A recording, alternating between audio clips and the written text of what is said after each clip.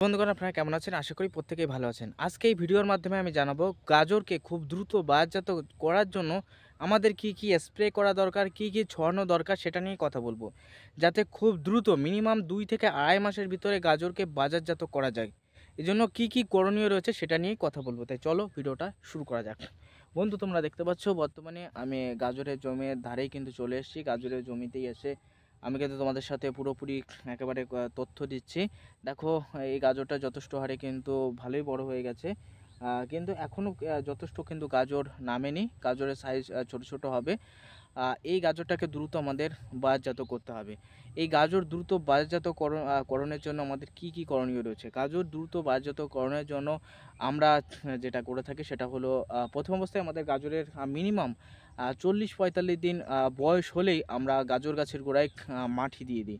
এবং মাটি দেওয়ার সময় এখানে রাসায়নিক সার হিসাবে কেউ ১৪-৩৫-১৪ ব্যবহার করে, কেউ ১০-২৬ ব্যবহার করে, কেউ RCF লাল সুফলা ব্যবহার করে। এটা মাস্ট অবশ্যই করতে হবে। যে গাজর গাছের গোড়ায় আপনি মাটি দেবেন যখন, এবং অবশ্যই খেয়াল রাখতে হবে বন্ধু, মাটি যখন আপনি ব্যবহার করবেন এবং তার আগে কিন্তু রাসায়নিক সারটা আপনি গাজরের বেডের পথ দিয়ে ছড়িয়ে যাবেন। গাজরের বেডের পথ দিয়ে একদম সারা জমি আপনি ছড়াতে পারেন। যেভাবে সরিষাতে সার বুনতে হয় বা অন্য স্থানে যেভাবে সার বুনতে হয় সেভাবে আপনি সার বুনে যাবেন। প্রত্যেক ১০ কাঠা জমির জন্য মিনিমাম কিন্তু ১০ কেজি বরাদ্দ রাখতে হয়। কোনো রকম গাজরের ক্ষেত্রে ইউরিয়া চলে না। তবে ইউরিয়ার পরিবর্তে তোমরা কিন্তু হালকা পরিমাণে, যদি গাছ হলদেটে ভাব থাকে তাহলে কিন্তু হালকা পরিমাণে সেখানে ২০-২০ তোমরা ব্যবহার করতে পারো। ঠিক আছে? গাছ যদি হলদেটে ভাব থাকে, ঠিক আছে, তার জন্য ২০-২০ ব্যবহার করতে পারো। ১০ কাঠা জমি হলে ২০-২০ পরিমাণ ৪ কেজি, এবং আরসিএফের লাল সুপাল অথবা ১০-২৬ পরিমাণ সেখানে ৬ বা ৭ কেজি তোমরা রাখতে পারো। পুরো সারা জমি কিন্তু ছড়িয়ে দেবে, এবং ছড়িয়ে দেওয়ার পর কিন্তু মাটি, এই যে নালার ভিতর দিয়ে যে মাটি রয়েছে সেটা মাটি পাশনি বা খুশনির সাহায্যে টেনে দিয়ে একেবারে গাছের গোড়ায় ভালোভাবে কিন্তু মাটি দিয়ে দিতে হবে। ফার্স্টে এটা আমাদের করণীয়। দেওয়ার পর আমাদের কিন্তু জমিতে জলসেচ দিতে হবে, এবং জলসেচ দেওয়ার পর মিনিমাম যখন আমাদের মাটিটা ধীরে ধীরে শুকাতে থাকবে বা শুকানো অবস্থায় আসবে, তখন কিন্তু এখানে প্রথমে স্প্রে শুরু করতে হবে। গাজরের ক্ষেত্রে সেই রকম কোনো পোকার উপদ্রব দেখা যায় না, তবে মাটির ভিতরে থাকা নানা রকম পোকা যা কিন্তু গাজরকে নষ্ট করে দেয়। তাই আপনাকে রিকমেন্ড করব, যখন আপনি চাপান সার ব্যবহার করবেন, চাপান সারের টাইমে আপনি ক্লোরোপাইরিফস গ্রুপের, এই যে দেখতে পাচ্ছ আমার হাতে রয়েছে, ক্লোরোপাইরিফস গ্রুপের পাইরিবান এই বিষটা ব্যবহার করতে পারো। এই যে পাইরিবান দানাদার বিষ, সেটার গ্রুপের নাম রয়েছে ক্লোরোপাইরিফস 20%। এই পাইরিবান বিষটা তোমরা ব্যবহার করতে পারো। প্রত্যেক ১০ কাঠা জমির জন্য মিনিমাম ১.৫ কেজি বিঘাতে কিন্তু মিনিমাম ৩ থেকে ৪ কেজি পরিমাণে ব্যবহার করে। ঠিক আছে? ১০ কাঠা জমির জন্য মিনিমাম ১.৫ বা ২ কেজি তোমরা ব্যবহার করতে পারো। ২ কেজি পরিমাণে সারের সাথে মিশ্রিত করে ওই মাটি দেওয়ার সময় কিন্তু তোমরা ব্যবহার করে দেবে। পুরোপুরি জমি একেবারে ছড়িয়ে দেবে। গাছের গোড়ায় পুরো ছড়িয়ে দিলে তার পরবর্তীতে মাটি টেনে একেবারে গাছের গোড়ায় মাটি দিয়ে দিলে, দেওয়ার পরবর্তীতে তুমি জলসেচ দিয়ে দিলে কি হবে বন্ধু, তুমি যে রাসায়নিক সারটা দিয়েছো সেটা কাজ করবে, প্লাস ক্লোরোপাইরিফস গ্রুপের যে তুমি যে দানাদার বিষটা যেটা ব্যবহার করেছো সেটা ধীরে ধীরে কিন্তু কাজ করা শুরু করবে। মাটির ভিতরে থাকা নানা রকম পোকা সেটাকে মারবে, এবং সেটাকে যদি মারতে পারে তাহলে তো গাজর খাওয়ার কেউই থাকবে না।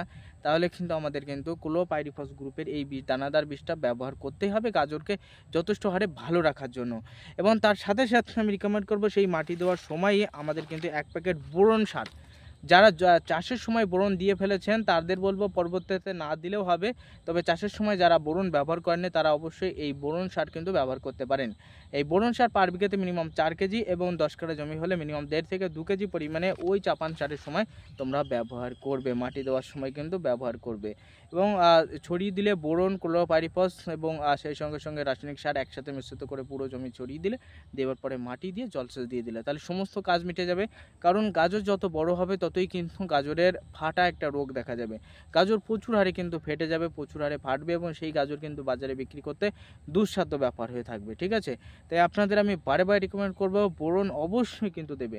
এবার বলতে পারো দাদা আমি আমার চাপান সার দেওয়ার সময় আমি শুধু সার দিয়ে ফেলেছি, আর কিছু আমি দিতে পারিনি, আমার হয়তো খেয়াল নেই, বা আমার এখানে কেউ ব্যবহার করে না, এর জন্য কী করণীয়, আমি গাজর চাষে নতুন আছি, এজন্য কী করণীয়? তাদের বলবো, আপনি চাপান সার দিয়েছেন, গোড়ায় মাটি দিয়েছেন, এবার জলসেচ দিয়ে দিন। জলসেচ দেওয়া হয়ে গেল, এবার ৩ দিন বাদে আপনি ফিরে আসুন, ৩ থেকে ৪ দিন বাদে, যখন আপনার গাজরের জমির মাটি প্রায় শুকিয়ে যাব ভাব, মাটিতে ভালোই পরিমাণে রস আছে, নালার ভিতরে রস আছে, তখন ফার্স্ট স্টেপে তোমাকে কিন্তু স্প্রে করতে হবে। কি স্প্রে করতে হবে?